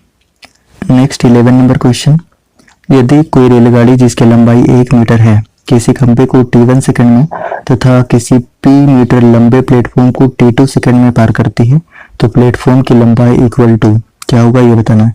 अब देखिए इसमें करेंगे क्या, एक चीज समझते हैं सबसे पहले कि खंभा यानी कि पोल का डिस्टेंस हमेशा 0 माना जाता है। यानी कि यहाँ पे जो एक्चुअल डिस्टेंस होगा, जो ट्रेन यानी कि रेलगाड़ी जो अपना खुद का लेंथ तय करेगी, वही उसका लेंथ होगा। ठीक है, तो एक एक करके देखते हैं। पोल के केस में सबसे पहले देखते हैं कि लेंथ क्या होगा। तो यहाँ पे पोल के केस में लेंथ कितना हो जाएगा, 1 मीटर। टाइम कितना हो जाएगा, T1।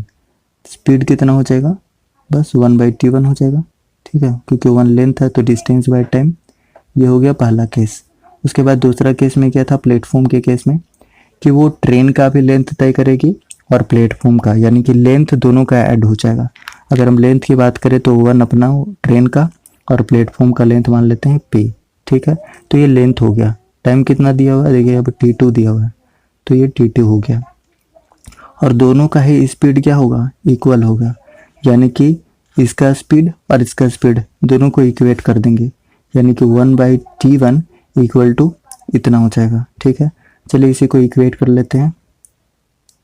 तो क्या था, 1/T1 इक्वल टू 1 + P/T2। और यहाँ किसका वैल्यू पूछा हुआ है, P का वैल्यू फाइंड आउट करना है। तो चलिए इधर ये आ जाएगा, तो कितना हो जाएगा, 1/P इक्वल टू T2/T1। ठीक है, उसके बाद जब P का वैल्यू निकालेंगे तो 1 फिर से कहाँ जाएगा, इधर -1 में हो जाएगा। और इसको जब कैलकुलेट करेंगे तो एलसीएम कितना ले लेते हैं, T1 ले लेते हैं। उसके बाद ये कितना हो जाएगा, T2 - 1 हो जाएगा, यानी कि T1। और यही इसका करेक्ट आंसर है, यानी कि ऑप्शन नंबर 1 इसका करेक्ट आंसर हो जाएगा। ठीक है, नेक्स्ट देखते हैं 12 नंबर क्वेश्चन। यहाँ पे दिया हुआ है, यदि धारा के अनुदिश एक नाव की चाल 18 किलोमीटर पर घंटा है तथा धारा के विपरीत नाव की चाल 12 किलोमीटर पर घंटा हो, तो धारा की चाल क्या होगा। तो धारा की चाल निकालना है। यानी कि अगर हम बात करें डाउन स्ट्रीम की, तो डाउन स्ट्रीम स्पीड दिया हुआ है बोट का 18 किलोमीटर पर आवर। ठीक है, यानी हम अगर मान लेते हैं बोट का और इसका मान लेते हैं स्ट्रीम का मान लेते हैं, तो टोटल कितना हो जाएगा, 18 किलोमीटर पर आवर। ठीक है, उसके बाद देखिए अप स्ट्रीम में, यानी कि नाव की विपरीत दिशा में कितना हो जाएगा, V - U हो जाएगा।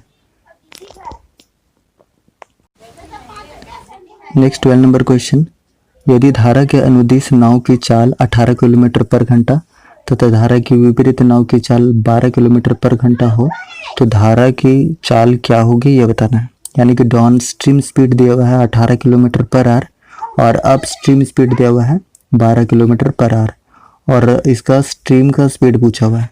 तो देखिए इससे पहले हम समझते हैं कि डाउन स्ट्रीम और अप स्ट्रीम का मतलब क्या है। अब देखिए मान के चलते हैं ये धारा है और ये नाव है। ठीक है, अगर ये धारा चल रही है और ये नाव है, ये दोनों ही अगर एक दिशा में होगा और धारा का भी दिशा इसी दिशा में है, तो क्या होगा, स्पीड बढ़ जाएगा। यानी अगर हम नाव का मान लेते हैं V और धारा का मान लेते हैं U, तो क्या होगा, अनुदिश यानी कि डाउन स्ट्रीम में हमेशा क्या हो जाएगा, प्लस हो जाएगा स्पीड। ठीक है, लेकिन अगर हम बात करें कि धारा का स्पीड इधर से हो और नाव इधर से चल रहा हो, यानी दोनों ही अपोजिट हो। ठीक है, नाव ऐसे और धारा ऐसे, यानी दोनों अपोजिट हो गया। और जब अपोजिट होगा तो जो नाव का स्पीड है वो कम हो जाएगा। तो अब नाव का स्पीड कम हो जाएगा, यानी कि इसी को क्या कर रहे हैं, अप स्ट्रीम कर रहे हैं, तब क्या होगा, V - U होगा, यानी स्पीड कम हो जाएगा। ठीक है, तो क्या डाउन स्ट्रीम का दिया हुआ है। डाउन स्ट्रीम मतलब अनुदिश, दोनों एक ही तरफ चलेगा, स्पीड बढ़ेगा, यानी कितना दिया हुआ है 18 किलोमीटर दिया हुआ है। और अप स्ट्रीम यानी कि विपरीत दिशा में कितना दिया हुआ है, घट जाएगा, कितना दिया हुआ है 12 दिया हुआ है। और किसका पूछा है, धारा का, यानी कि u का वैल्यू पूछा हुआ है। अब इसी को कैलकुलेट कर लेंगे। अब देखिए यहाँ प्लस कर लेंगे, यहाँ माइनस कर लेंगे, यहाँ माइनस कर लेंगे, ये तो कैंसिल हो जाएगा क्योंकि फाइनली हमें u का वैल्यू ही निकालना है। तो 2u इक्वल टू कितना हो जाएगा, माइनस करेंगे तो 6 हो जाएगा, यानी कि u का वैल्यू निकल के कितना आ गया 3 आ गया। ठीक है, u का वैल्यू 3 आ गया और 3 इसी का करेक्ट आंसर है, यानी कि ऑप्शन नंबर 1 करेक्ट आंसर हो जाएगा। नेक्स्ट 13 नंबर क्वेश्चन क्या दिया हुआ है, इसमें बस कैलकुलेट करना है, आंसर आ जाएगा। देखिए क्या दिया हुआ है 80, 85% मतलब 100, फिर से 60% मतलब 100 और 30% मतलब फिर से 100। कैंसिल कर देते हैं जीरो को, 1 0 से 1 0, 1 0 से 1 0, 1 0 से 1 0। अब ये 17 25 85 और ये 5 दूनी 10 और ये फिर 3 बार में। ठीक है, तो कितना हो जाएगा 3 3 9, ये 9 हो गया और 17 9 कितना हो जाता है 153। 153 को क्या करेंगे 8 से मल्टीप्लाई कर लेते हैं, कितना हो जाएगा 8 3 24 के 4 और उसके बाद 8 25 40 और 2 42, यानी कि 4 12 दशमलव कितना संख्या बाद 2 संख्या बाद। ठीक है, यानी कि 12.24 इसका करेक्ट आंसर हो जाएगा, यानी कि ऑप्शन नंबर 1 इसका करेक्ट आंसर हो गया। नेक्स्ट 14 नंबर क्वेश्चन, एक संख्या को 50 से गुना करने के बजाय गलती से 50 से विभाजन कर दिया जाता है, इस गलती के कारण परिणाम में प्रतिशत परिवर्तन ज्ञात कीजिए। देखिए ऐसे क्वेश्चन को सॉल्व करने के लिए क्या करते हैं, 50 से गुना करना था और उसने 50 से भाग दे दिया। ठीक है, कितना पे 50 पे, 100 पे कितना, बस आ जाएगा आंसर। देखिए कैलकुलेट करते हैं इसको, कितना हो जाएगा, इसको हम कैलकुलेट करें तो कितना हो जाएगा 2500 में 1 माइनस हो जाएगा 2499 हो जाएगा। ठीक है, डिवाइडेड बाई कितना हो जाएगा ये 50 और इसके नीचे हम 1 मान लेते हैं तो ये भी रिवर्स हो जाएगा, यानी ये भी हो जाएगा 1/50 और इंटू 100 हो जाएगा, यहाँ पे इंटू 100 भी हो जाएगा। अब इसको कैलकुलेट करेंगे तो कितना हो जाएगा 1 0 से 1 0, 1 0 से 1 0, यानी कि टोटल कितना बचा 2499/25। इसको सॉल्व कर लेते हैं, कितना आया था 2499/25। इसको सॉल्व कर लेते हैं तो 25 9 225, फिर से कितना बचा, देखिए 249 में 225 माइनस करेंगे तो कितना बच जाएगा 4 2, फिर से 149 बच के फिर से 9 बार में जाएगा। देखिए दशमलव के बाद कोई नंबर नहीं दिया हुआ है, डायरेक्ट 99 आंसर दिया हुआ है, तो लगभग 99% यानी कि 99% इसका करेक्ट आंसर हो जाएगा, यानी कि ऑप्शन नंबर 1 इसका करेक्ट आंसर है। Next 15 number question, a fruit seller had some apples, he sells 60% apples and still has 2800 apples and the total number of apples originally he had। एक फल विक्रेता के पास कुछ सेब थे, वह 60% बेच देता है और अभी भी 2800 सेब बचे हुए हैं। मूलतः उस फल वाले के पास कुल कितने फल थे, कुल कितने सेब थे ये बताना है। अब देखिए यहाँ पे क्या दिया हुआ है कि 60% फल उसने बेच दिया। ठीक है, 60% बेच दिए तो बचे कितने 40% बचे, और जो बचे हुआ वैल्यू ये दिया हुआ है, यानी 40% का वैल्यू दिया हुआ है 2800, तो बस 100% का वैल्यू निकाल लेना है। तो कितना हो जाएगा 2800 इंटू 100 डिवाइडेड बाई 40, कैलकुलेट कर लेंगे आंसर आ जाएगा। देखिए 0 0 कितना बार में 70 बार में चला जाएगा, कैलकुलेट करेंगे 7000 आ रहा है। ठीक है, यानी कि ऑप्शन नंबर 1 इसका करेक्ट आंसर हो जाएगा। नेक्स्ट 16 नंबर क्वेश्चन, एक बैग में 25 पैसे के 800 सिक्के और 50 पैसे के 1600 सिक्के हैं।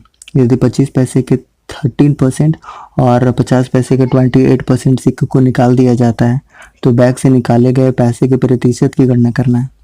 अब देखिए ऐसे क्वेश्चन को सॉल्व करने के लिए क्या करते हैं, ये देखिए 25 पैसे के 800 सिक्के हैं तो टोटल कितने पैसे हो जाएंगे, तो 25 8 200 यानी कि टोटल 20,000 पैसे हो जाएंगे। उसके बाद 50 पैसे के 1600 सिक्के हैं तो कितना हो जाएगा 16 25 80, यानी टोटल 80,000 पैसे हैं। अब इसमें दिया है कि 13% जो 25 पैसे के सिक्के हैं वो निकाल दिया जाता है, तो अगर हम बात करें 20,000 का 13% कितना हो जाएगा 2600 2600 हो जाएगा।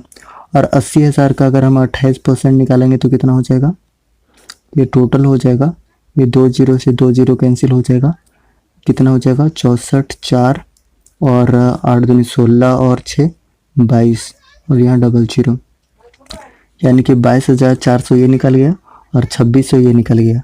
टोटल ऐड करेंगे तो कितना हो जाएगा, टोटल देखिए टोटल निकल के कितना आ जाएगा 25, ठीक है। यानी कि ये टोटल 25,000 जो पैसे हैं वो निकाले गए। टोटल कितना है ये देखिए, टोटल 1 लाख है, यानी कितना जीरो हो जाएगा, 1 लाख में कितना जीरो हो जाएगा, टोटल 5 जीरो हो जाएगा, 1 2 3 4 5 जीरो हो जाएगा। तो अगर हम बात करें तो यहाँ पे कितना हो गया 25,000 और 20,000 और 80,000 कितना हो गया 1 लाख, यानी कि यहाँ 5 जीरो हो जाएगा और उसके बाद मल्टीप्लाई कर देंगे 100 से, ठीक है। परसेंटेज निकालने के लिए 3 जीरो से 3 जीरो कैंसिल, 2 से 2 जीरो कैंसिल, कितना बचा 25, तो 25% करेक्ट आंसर हो जाएगा option number 1। Next 17 number question, एक ताश की गड्डी से 5 पत्ते खींचे गए, 3 लाल पत्ते और 2 काले पत्ते आने की क्या संभावना है। तो ये प्रोबेबिलिटी निकालना है और प्रोबेबिलिटी क्या होता है, टोटल पॉसिबल ऑब्जर्वेशन को ऊपर रखते हैं और टोटल ऑब्जर्वेशन को नीचे रखते हैं। जो टोटल पॉसिबल होता है ऊपर में और टोटल ऑब्जर्वेशन नीचे में, ठीक है। तो हमारे पास टोटल कार्ड कितना होता है, टोटल 52 कार्ड होता है, जिसमें से कितना निकालना है 3 और 2 5 निकालना है, ठीक है। उसके बाद क्या कर रहा है कि जो ब्लैक है, अब देखिए टोटल कार्ड कितने होते हैं 52, जिसमें से 26 होते हैं रेड और 26 होते हैं ब्लैक। अब 26 में से कितना निकालना है 3 निकालना है रेड और 26 में से 2 क्या निकालना है 2 निकालना है ब्लैक, ठीक है। तो अब देखिए यहाँ पे क्या हो जाएगा, और अगर एंड से जुड़ा हुआ है तो हमेशा बीच में इंटू हो जाता है, यानी कि 26C3 इंटू 26C2, यानी कि ऑप्शन नंबर 1 इसका करेक्ट आंसर हो जाएगा। तो आने की संभावना क्या है। अब देखिए ऐसे क्वेश्चन को सॉल्व करने के लिए क्या करते हैं, यहाँ पे देखिए 2 पासा दिया हुआ है और पासा में टोटल कितने फेसेस होते हैं, टोटल फेस होते हैं 6 और यहाँ पे बोल दिया है कि 3 से बड़ा अंक आने की क्या संभावना है। तो सबसे पहले पासा में क्या होगा, 3 से बड़ा संख्या कौन कौन सा हो जाएगा 4 5 6 और दूसरा पासा में 3 से बड़ा कौन कौन सा हो जाएगा, सेम होगा यही 4 5 6 हो जाएगा, ठीक है। उसके बाद पूछ रहा है कि दूसरे पासा में 3 से बड़ा अंक आने की क्या संभावना है। अब देखिए हमारे पास टोटल कितनी संभावना है, पहला पासा में इतना है और पहला पासा में इतना है, यानी 3 यहाँ है 3 यहाँ है, टोटल संभावना कितना है, टोटल 6 है। लेकिन पूछा किसका है, दूसरा का पूछा है और दूसरा में टोटल पॉसिबल कितना है 1 2 3, तो 3 टोटल पॉसिबल है और टोटल हमारे पास 6 है, तो 3 पॉसिबल है और टोटल 6 है। जब इसको कैलकुलेट करेंगे तो कितना आ जाएगा 1/2, यानी कि ऑप्शन नंबर 1 इसका करेक्ट आंसर हो जाएगा। नेक्स्ट 19 नंबर क्वेश्चन, 10x = 12/5 दिया हुआ है, sin x into cos x का वैल्यू फाइंड आउट करना है। ये बहुत ईजी क्वेश्चन है, 10x = 12/5 दिया हुआ है, यानी कि p/b दिया हुआ है, h पता नहीं है, ट्रिपलेट से हम जान सकते कि इसका कितना हो जाएगा वैल्यू 13 हो जाएगा, ठीक है। sin x = क्या होता है p/h, तो p कितना है 12 और h कितना निकला है 13, ठीक है। उसके बाद फिर कितना है cos x = क्या होता है b/h, b का वैल्यू कितना है 5, तो 5/13 हो जाएगा, 5/13 कैलकुलेट करेंगे तो कितना हो जाएगा, देखिए 12 25 60 और 13 को 13 से करेंगे तो 169, यानी कि ऑप्शन नंबर 1 इसका करेक्ट आंसर हो जाएगा। नेक्स्ट 20 नंबर क्वेश्चन, एक घोड़ा एक खंभे से एक रस्सी के सहारे बंधा है, घोड़ा रस्सी को सीधा रखते हुए एक वृत्तीय कक्ष में घूमता है, जब ये 35 मीटर की दूरी तय करता है तो केंद्र पर 60 डिग्री का कोण बनाता है, रस्सी की लंबाई क्या है। अब देखिए यहाँ पे कह रहा है कि अगर ये 60 डिग्री का कोण यहाँ पे बना रहा है तो ये डिस्टेंस यहाँ पे कवर कर रहा है 35 मीटर, ठीक है। अगर हम बात करें टोटल डिस्टेंस की, अगर ये टोटल डिस्टेंस कवर करेगा तो यहाँ पे एंगल कितना बनाएगा 360 डिग्री, और ये 60 डिग्री का कितना गुना है 6 गुना है, तो ये भी 6 गुना हो जाएगा, यानी कि 210 मीटर क्या हो जाएगा वृत्त का परिधि, ठीक है। और यहाँ पे त्रिज्या निकालना है, यानी कि रस्सी का लंबाई निकालना है, तो आसानी से हम त्रिज्या निकाल सकते हैं। अब देखिए परिधि क्या होता है 2πr, यानी कि 2 22/7 into r equal to 210 metre हो जाएगा। अब इसको जब हम r का वैल्यू कैलकुलेट करेंगे तो आंसर आ जाएगा। तो क्या हो जाएगा 210 इंटू 7 डिवाइडेड बाई 2 इंटू 22। अब देखिए इसको अगर हम काटते हैं तो कितना बार में काट सकते हैं, 105 बार में कट जाएगा। और जब 22 से काटेंगे तो 22 चौके 88.772 बार में कट जाएगा। ठीक है, और जब इसको और 7 से मल्टीप्लाई करेंगे तो करेक्ट आंसर क्या आ जाएगा, 33.4 मीटर इसका करेक्ट आंसर आ जाएगा। ठीक है, कैलकुलेशन आप करके देख लीजिएगा, आंसर आ जाएगा। अब यहाँ से रीजनिंग का क्वेश्चन शुरू हो जाता है और पहला क्वेश्चन है find the best alternative that completes the following series. अब एल को 50 लिखा जाता है रोमन में, तो सी को रोमन में क्या लिखा जाता है, 100। करेक्ट आंसर हो जाएगा ऑप्शन नंबर 4। दूसरा नंबर क्वेश्चन, जया एक बड़ा घन लेती है जिसके सभी पक्ष हरे रंग से रंगे हुए हैं, फिर वह बड़े घन को सतह छोटे समान आकार के घनों में काट देती है, तो ऐसे कितने घन होंगे जिसका कोई भी पक्ष रंगा हुआ नहीं होगा। देखिए इस घन को अगर हम सतह छोटे आकार में काटेंगे तो जो सबसे बीच वाला पार्ट होगा ना वो किसी भी पक्ष से रंगा हुआ नहीं होगा, यानी कि सिर्फ एक ही ऐसा घन होगा जो किसी भी पक्ष से रंगा हुआ नहीं होगा, यानी कि ऑप्शन नंबर 3 इसका करेक्ट आंसर हो जाएगा। एक क्वेश्चन नंबर 3, रोहन एक साधारण घन के साथ खेल रहा है और उस स्थान पर नंबर 5 पाता है जो ऊपर की तरफ से सामना कर रहे पक्ष के ठीक विपरीत है। वह संख्या क्या है जो रोहन को ऊपर की तरफ से सामना करते हुए पक्ष पर है। तो देखिए यहाँ पे साधारण घन है ना, यानी कि ऑर्डिनरी क्यूब है, तो उसमें क्या होता है दोनों का सम होना चाहिए 7 के बराबर। तो ये 5 है तो करेक्ट आंसर क्या हो जाएगा, 2 हो जाएगा, ऑप्शन नंबर 4 करेक्ट आंसर हो जाएगा। Next question number 4, arrange the following in the logical sequence. Logical sequence में करना है तो सबसे पहले क्या हो जाएगा, यहाँ पे देखिए सबसे पहले होता है एग, तो ऑप्शन बी हो जाएगा। उसके बाद दूसरे नंबर पे होता है लार्वा यानी कि डी, और उसके बाद होता है प्यूपा। प्यूपा क्या होता है, जस्ट ये डेवलपमेंट के पहले वाला स्टेज होता है, तो उसके बाद ए हो जाएगा और लास्ट में ये फाइनली बटरफ्लाई बन जाता है, यानी कि सी।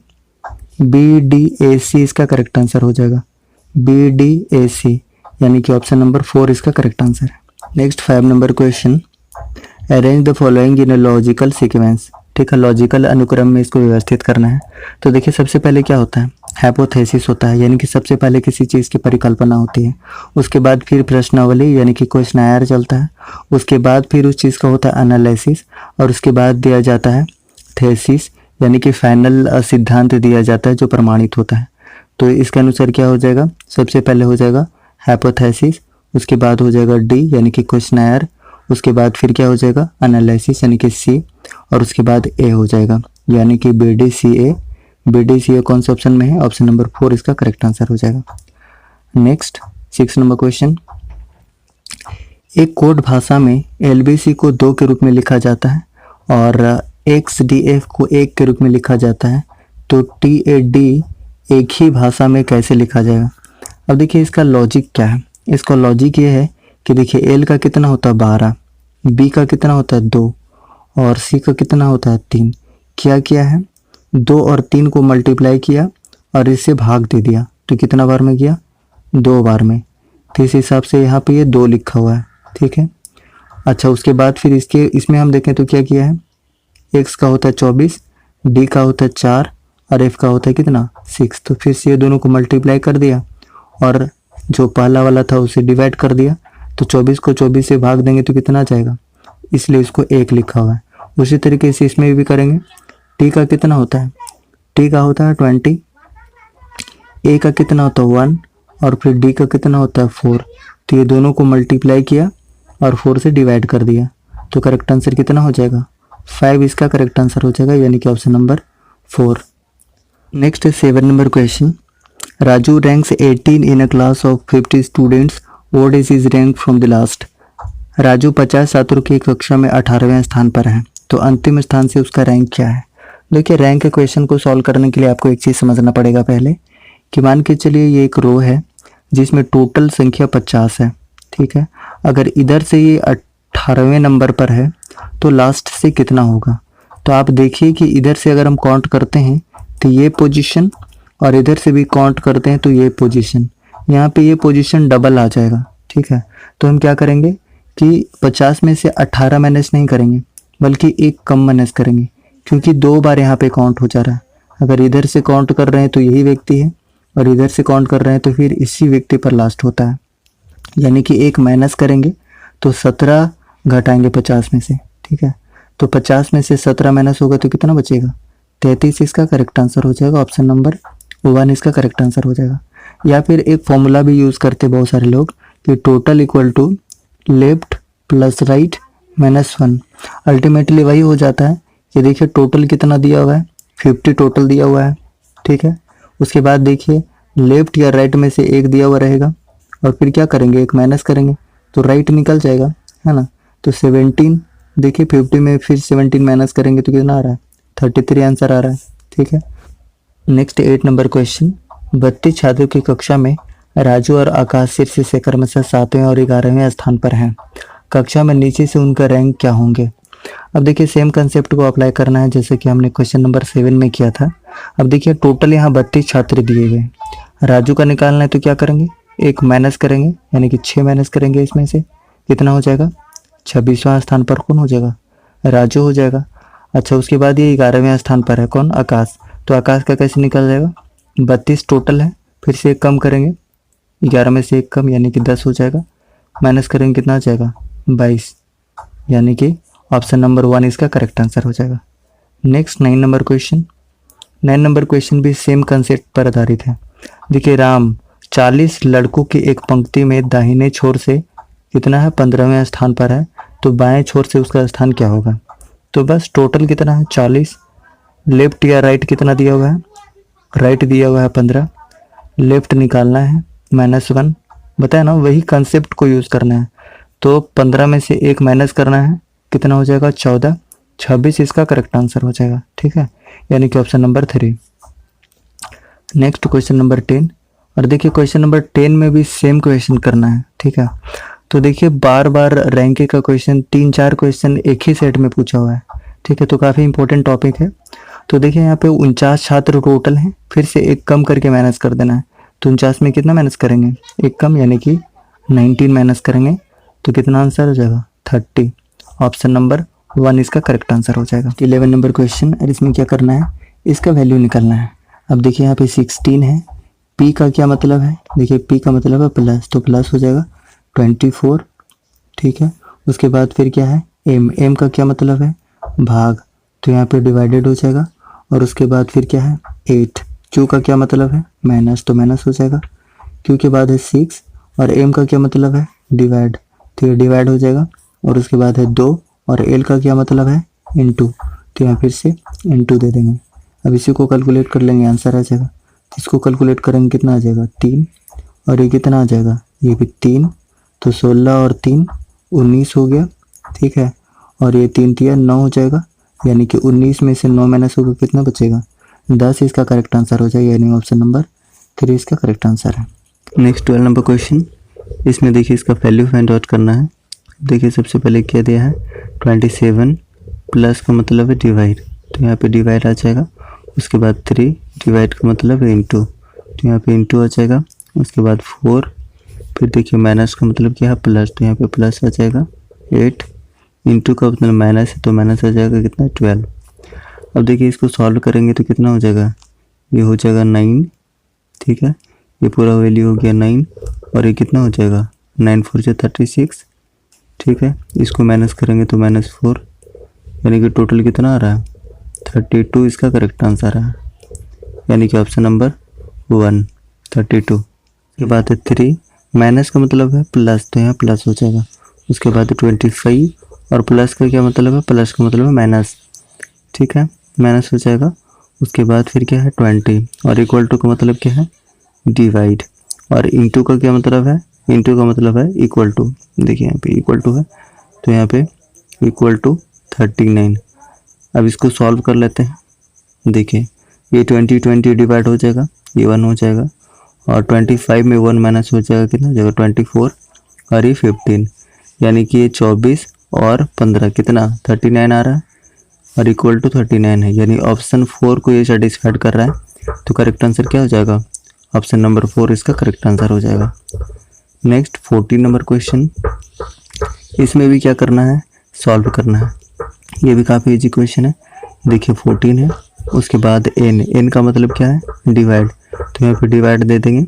उसके बाद है 2 के बाद फिर क्या है, l का क्या मतलब है, l का मतलब है इनटू, तो यहाँ पे इनटू आ जाएगा। फिर क्या है 7, और p का मतलब क्या है, माइनस, तो यहाँ फिर से दे देंगे माइनस। और उसके बाद है 25, और m का मतलब क्या है, प्लस, तो यहाँ पे हो जाएगा प्लस और 1। अब देखिए इसको सॉल्व कर लेते हैं। जब सॉल्व करेंगे तो कितना हो जाएगा, 7 हो जाएगा, और 7 को 7 से मल्टीप्लाई करेंगे कितना हो जाएगा, 49 हो जाएगा, और इसको सॉल्व करेंगे कितना हो जाएगा, -24 हो जाएगा। यानी करेक्ट आंसर क्या आ जा रहा है, 25 इसका करेक्ट आंसर है। नेक्स्ट 15 नंबर क्वेश्चन, इसमें क्या दिया है, एक कोड भाषा में यदि p को 7 लिखा जाता है, z को 9, m को 5, z को 8, l को 2 और t को 1 लिखा जाता है, तो इसको क्या लिखा जाएगा, ये पूछा हुआ है। अब देखिए बहुत इजीली इसको बना सकते हैं। देखिए क्या करेंगे, सबसे पहले लास्ट से चेक करना शुरू करते हैं, ठीक है। अब देखिए हमारे पास क्या है, लास्ट में m है, देखिए इसके लास्ट में m है, और m को क्या लिखा जाता है, 5 लिखा जाता है।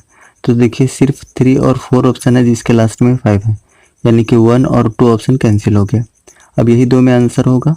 उसके बाद देखिए z को क्या लिखा जाता है, z को लिखा जाता है 9, तो लास्ट में 5 और उसके बाद 9 कौन सा ऑप्शन में है, सिर्फ ऑप्शन नंबर 4 में है, यानी कि ऑप्शन नंबर 4 है इसका करेक्ट आंसर हो जाएगा। आगे चेक करने की आवश्यकता ही नहीं है। नेक्स्ट 16 नंबर क्वेश्चन, इसमें कोड भाषा में यदि ग्रीन को वाइट, वाइट को येलो, येलो को ब्लू, ब्लू को पिंक और पिंक को ब्लैक लिखा जाता है, तो दूध का रंग कैसे लिखा जाएगा। अब देखिए दूध का रंग क्या होता है, वाइट, और वाइट को क्या बोला जाता है, येलो, यानी कि येलो इसका करेक्ट आंसर हो जाएगा, ऑप्शन नंबर 4।